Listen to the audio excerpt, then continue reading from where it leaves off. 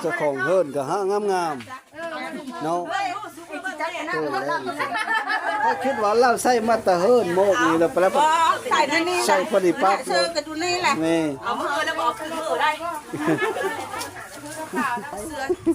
เป็นอะไรสภาพการบ้านเมืองเฮามาเห็นตัวจริงไงทวนมาพี่เจ้าคือบอกว่าข้าวกล่องช่องทางติดต่อมนต์ซ้อเสียงผู้ไทยครับสวัสดีและสบายดีพ่อแม่พี่น้องสุขุสุคนอันมื้อนี้ก็สิพาสาวผู้ไทยกาฬสินธุ์หรือว่าเจลทุกคนคอยสิพาเล่าไปบริจาคเคิงเฮอเด็กน้อยหรือว่าชาวบ้านอยู่ทางบ้านไซพลสิมเพิ่นและทุกคนและก็เพิ่นก็มากับมันเจแตงโมหรือว่าสาวแตงโมเนาะพากันมาแต่ไทยเพิ่นและทุกคนก็ได้เคิงมาสิยายสบายดีสบายดีเลยแม่สนุกสงกรานต์น้ำมาล่อไอ้นี่FC ทั้งหลายเนาะฝากสองคอยเลยเด้อฝากสลับกันละได้ฝากคอยบัดนี้คอยฝากเจ้าได้บัดนี้เนาะเอาไทยกาฬสินธุ์เด้อสาวผู้ไทยกาฬสินธุ์เอาเสื้อมาเฮอเสื้อมาเฮอพี่น้อง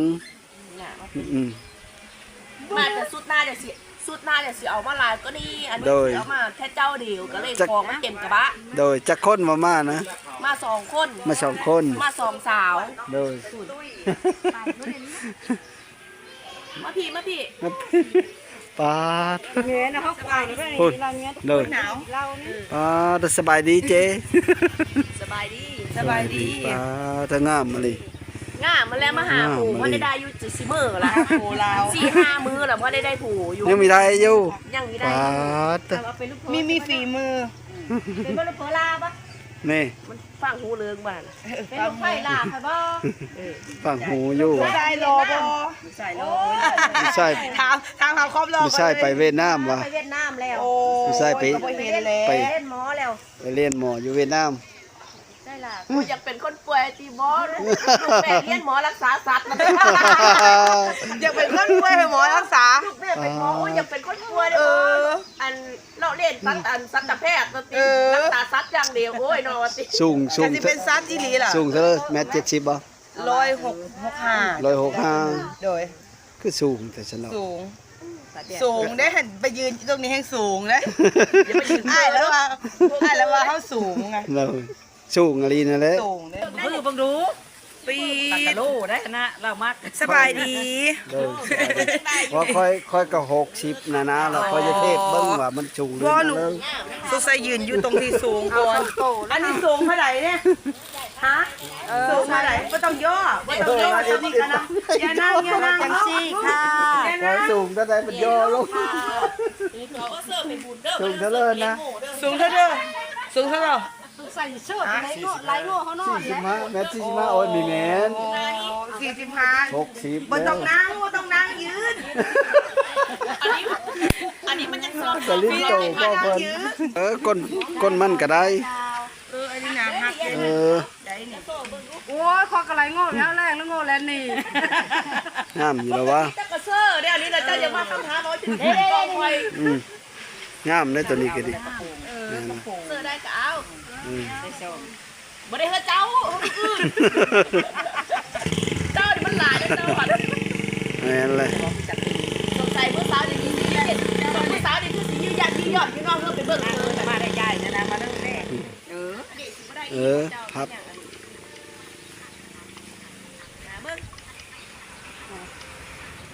เจอเห็นเงา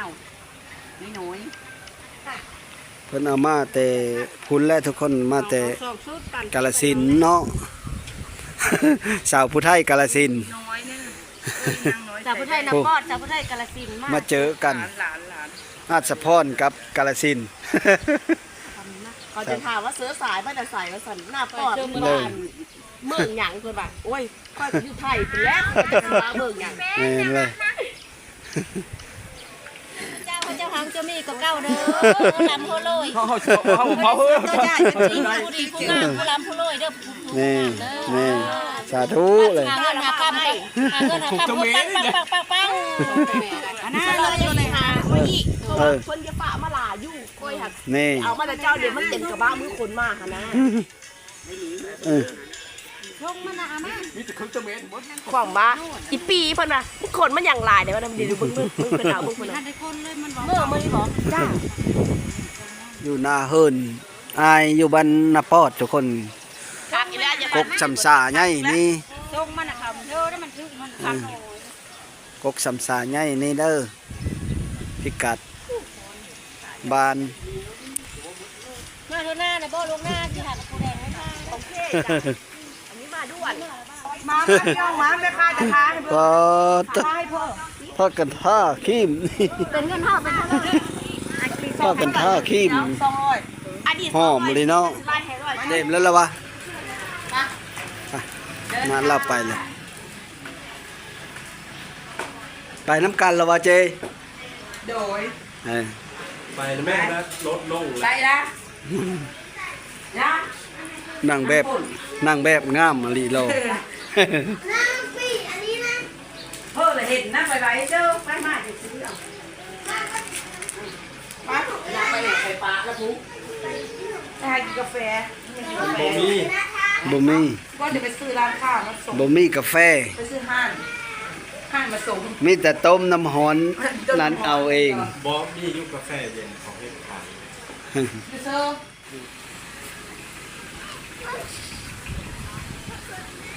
โธ่ช่วยรุ่นนั้นบ่ โอ้ยจะเฮาทั้งนั้น เฮาสิขี่รถจักรไปเด้อ โดยถ้าเดี๋ยวเฮามา เฮาสิขี่รถจักรไปฮะ ถ้าเจ้าเดินทางก่อนตามดักเจ้า จะเดิน ไปมงเลยพัน รถเพิ่มตาศิลานี่นะ เออเนาะ เจ้าออกก่อน ไปเลยซะโอเคเอ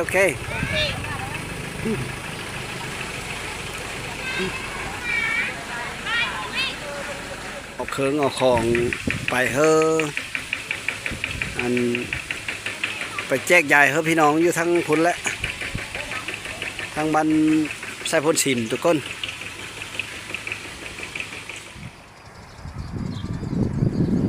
บ้านวัฒนธรรมบ้านไส้พ่นสิมเมืองอัศพรทุกคนตอนนี้ก็มาฮอดบ้านบ่อนหรือว่าบ้านไส้พ่นสิมแล้วทุกคนแต่ว่าบ่เห็นซุ้มมันเจแอลหรือว่าเจแตงโมเฮากะสินำไปหานี่แหละเจโมไปหาเลาะเบิ่งเพิ่นสิอยู่จุดเลยนะของบ้านบ่อนหรือว่าบ้านไส้พ่นสิมนี้ไปเบิ่งนำกันเลยทุกคนนี่ก็คือหมู่บ้านไส้พ่นสิมหรือว่าบ้านบ่อนเมืองอัศพรแต่ว่าถ้าเจ้าไปเรื่องตามน้ำลัง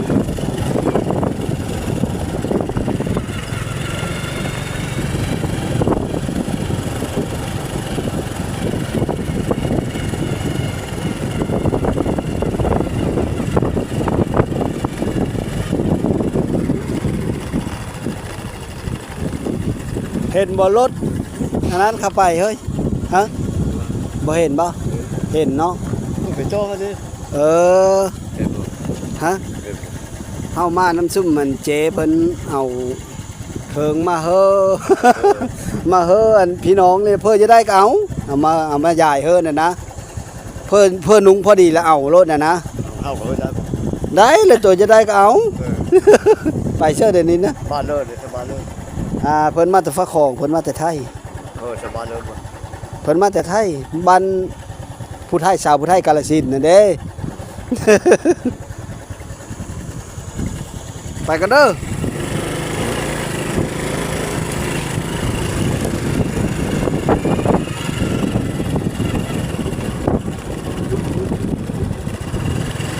เสื้อเลย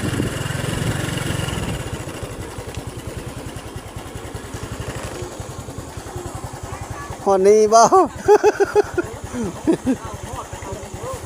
เออเจ้ามีอยู่แล้วเนาะ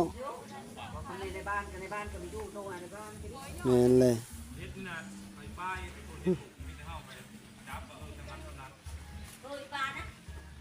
มาหาขายเห็ดนางฟ้าขายเขาคนงามก็รุดแล้ววะ ขายคนงามหลุดได้ ต้นทุนก็หลายแหละ นี่ไปขายดีอยู่บ่เฮ้ย ก็พอได้ขายอยู่ได้เว้ย เอ พ อ อได้ไปโลกที่ว่าไปหารอบเบิ่งสาวไปหานางไม้แต่ละบ้านนี่นะ แม่นเลย วันหนองโบเนาะ แม่น้องโบ ถงเท่าไรเฮ้ย ส่ง ถงพอซื้อเลยเนาะถง15 15แต่พอปู่เห็นเดี๋ยวเราเบิ่งเอาแล้วเขาโตเจ้าขายได้พูดส่ง15แล้วเบิ่ง มันคนละทิศนั้นเด้ กันขึ้นไปคุณ เฮาขึ้นไปพุ่นมันก็ไกลถง15เอามาจากถงมื้อนี้นะ 100ป่าย 100ปลาย 100ประมาณนั้น150ถุง หมดคู่มือบ่เฮ้ย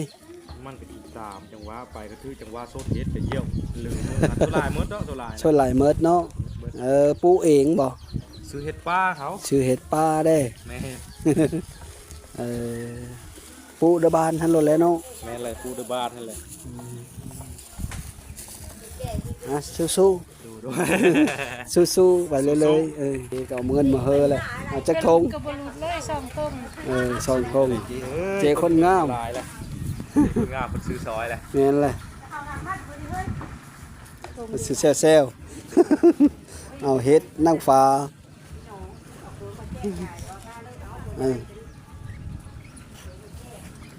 ต่อจักทงทงเดียวแค่โชคดีเฮากับมาเยอะมาแจกเขิงเพิ่นเอามาแต่ไทยพุ่นแหละเขิงเพิ่นนุ้งพอดีแล้วเอาแล้วนะ โอ้แบบมาแจกใหญ่คือ แมนเพิ่นนุ้งพอดีแล้วเอาจะได้ตะเลิกเอาน่ะนะ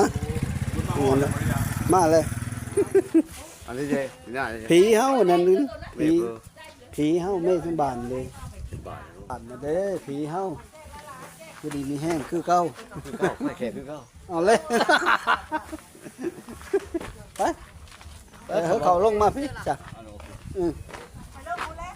เขาลงมาแล้วตัวเลอะไปเฮลุโตพอดีจะคนว่าลุตัวนี้เยอะแล้วบ่ 3 คน 3 คน เยอะได้น้อยเลยผู้เยอะได้12 ปี ผู้เยอะ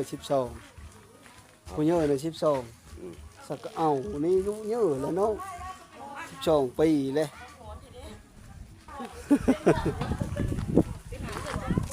ลูกได้ไปเสื้อเด่นนี่ครับ เอาเฮ็ด เฮาเห็นเอาเฮ็ด2 คน เด้นี่แหละไปเลยเอาไปเบิ่งมันเขาตัวเริ่มมันพอดีไปตาเอามือเฮาลูกเอามือเฮาลูกเฮ้ย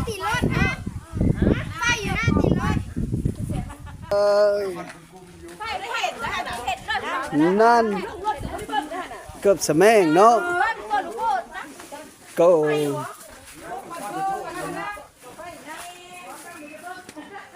้โห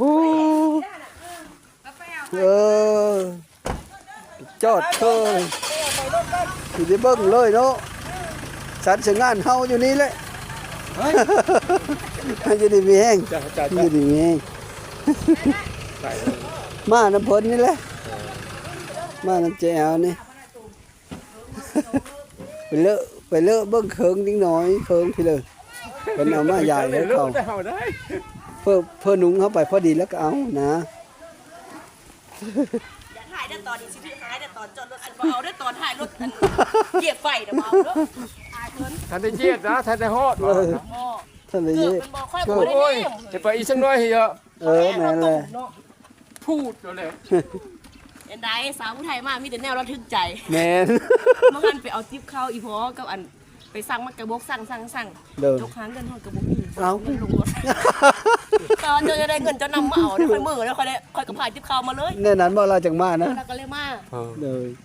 ผู้นี้ผู้หนึ่งแทรกเมื่อกี้นี่นะ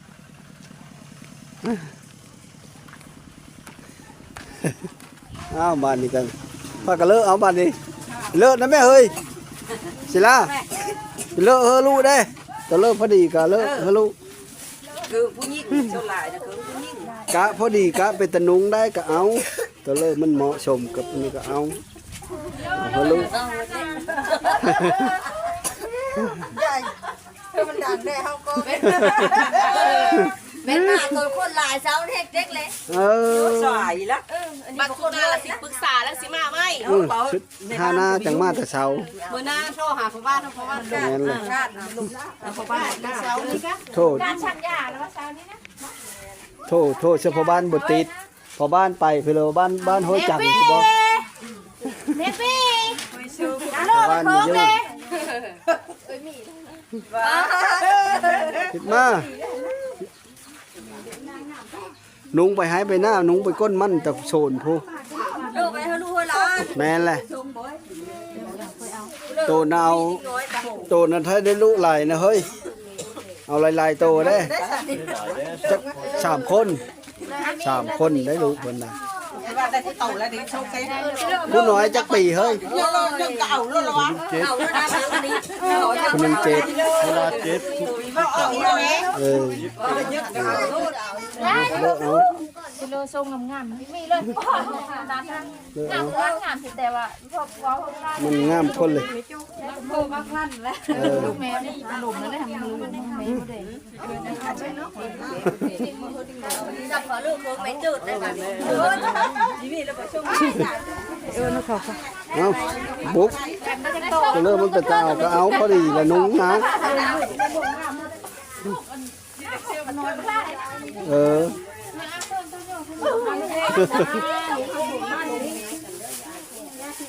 นี่พอดี อัน เพิ่นให้ฮักก็ ขอบคุณผู้ใหญ่ใจดีเพิ่นได้เด้อ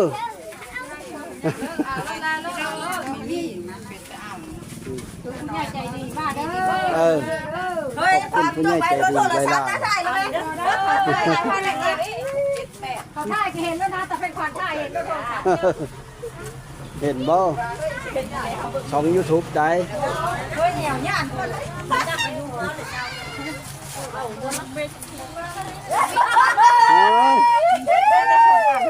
าล่องลาชิเลอร์ล่องลา หน้าล่องแล้วพวก ตึงงามเลยงามเลยได้เราคนสูงเราลงเข้าไปก็คือเลยแหละ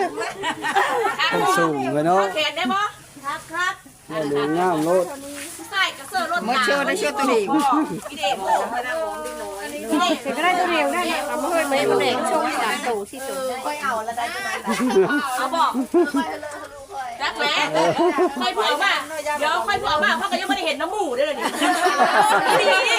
นี่ เผื่อมาเพราะก่อนจะ เฮ้ย ได้แล้วนี่ นี่เอาค่อยว่าเจ้าสมมาตะเฮิรนได้นั่นได้โอ้เอาแล้วนี่ ค่อยเผื่อมายังไม่ได้เห็น คือลีโน เอาแล้วก็ชกพอ คือเราสมมาตะเฮิรนนี่แหละ ตัวได้อย่างละโมน้อยตัวได้อย่างนิดน้อยนะมาใหม่นี่เรื่องเขา ได้เนาะ บาทซุนนาเสียมาเมื่อไหร่ นี่เราก็ได้หลายตัวอยู่ดินี่บ่รู้นะไม่รู้จะค้นเจ้านะ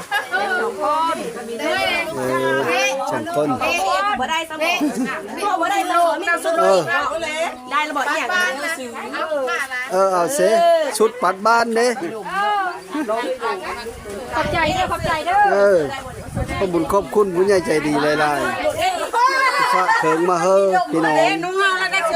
พอดีเนาะเจอกับพอดีช้ำหนุงมาตะเฮิรน เอามาเลยเอา หน่อยเราใส่เข้าไปแล้ว ได้ นะ ลูกให้น้ำในเด้อเป็นลูก นี่เลย อันนี้อันเจ้าเดียวได้เดี๋ยวมาเนี่ยเสื้อผ้า เขาบอกขอบใจหลายๆว่ะ ได้ยังไปยังมา ไม่ได้มันบอก คือใดมันใหญ่พอดีนี่พอแล้วว่าเจ้านะ ชุดแดงเนี่ยมันไม่ได้เสื้อก็ อันนี้ต่อไปนี่ก็ เสื้อไปเลี้ยงเสื้อนี่ก็บอกกันแล้วแต่ แม่เลิกอี เสื้อ แม่ ชุดแดงนั่นแหละ เลิกเอา จะคัด ใส่ชุดแดงแขกใจได้อ่ะแม่ ประเภทโผล่บอกกล้าดื้อนะเสื้อชุดแดง ร้านแห่ด้วย มันตื่นนะมันตื่น เจ๊อาบ้าในท่อ เจ้าของเฮิรนก็ห้างามๆเนาะ จัดกันนะ ยังโชดคือเก้าบ่เดี๋ยวนี้นะ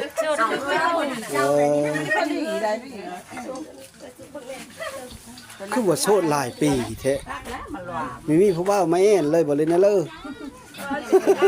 ฮะ มีเลยแหละ มีเลย ตีพ่อตบยาตีเลย โอ้ว่าถึงผู้บ่าวเด้อผู้เลินยังโชดมาหาผู้สาวเด้อผู้สาวงามบ้านไส้บ้านสิมนี่เหลี่ยมมาดูยิ้มเด้อนะ ขาย ยุกันแดดบนเป็นลมก่อน เอามาเฮ็ดรูปก็ดิ ไม่เสือว่าหายใจเพราะ อ่า ย่างคนละคนนะดีเลย ฮะมาไม่ทันบ่จักเบิ่งหามาไม่ทัน มาเลยพ่อมาหน้าหนามาเลยล่ะ มาหลายๆฮะนะ มาเลยร้ายค่ะนะ ขอบใจหลายๆลุงเมื่อเลยผู้นี้ก็ค่อยคิดว่าเราใส่มาตะเฮินโมกนี่แล้วไปแล้ว ใส่ในนี้ ใส่พอดีปั๊บ เสื้อกันอยู่นี่แหละ นี่ เอามือแล้วบอกขึ้นมือได้ ถ่ายเอาก็ได้ ไปจีถ่ายรูปถ่ายรูปก่อน โอเค แล้วว่าทางหลังบ่เขาถ่ายเขาทางกันบ่มาพี่เจ้าคือบอกว่าข้าวกล่องเอากล่อง กูมาลำลังกันมีท่าน เหมือนแล้ว ก่อนเพื่อนโทรหาเพื่อนเอาเมย์เพื่อนทาอยู่เหินบอกเป็นยังเพื่อนโทรมาแล้ว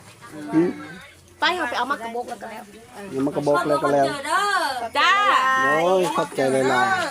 ปีนทางกัน ๆขอบใจเด้อเฮ้ยเด้อโอเคโอเค ไม่ได้ หน้าผู้สาวนี่เห็นบ่ พอดไม่ได้ เห็นบ่ผู้สาวนี่ เห็น งามบ่ โอ้น้ำโดด สาวไทยเฮ้ยสาวไทยงามได้ ชาวพุทธไทย สาวคนไทย เป็นเอาเรื่องสภาพการบ้านเมืองเฮามาเห็นตัวจริง ไงทวน อันมาเฮานี่ก็เฮาก็แก้เขิงเฮา เป็นแนวเลอร์เหรอเนี่ย อะไรเนาะ โดย ก็สุดท้ายล่ะขอขอบคุณขอบใจ โอเค นั่นเจ๊แล้วก็แม่สาวแตงโมที่มาหาพี่หาน้องมื้อนี้ก็ขอให้โชคให้มาสลัมเฮาเลย คือกัน เพื่อ เนื้อ ดี คื มี อกั แห้ น งสลัมเฮาเลยสุขุสุคนเด้อ สาธุ คิดเงินเท่าใดมือกำคำเท่าใดมือกอบ คิดหาสู้เคยได้ผู้ชมผู้งาม ผู้ลำผู้โรยผู้ดีมีแห้งสบายดี โอเคสบายดีบ๊ายบาย สบายดี ไป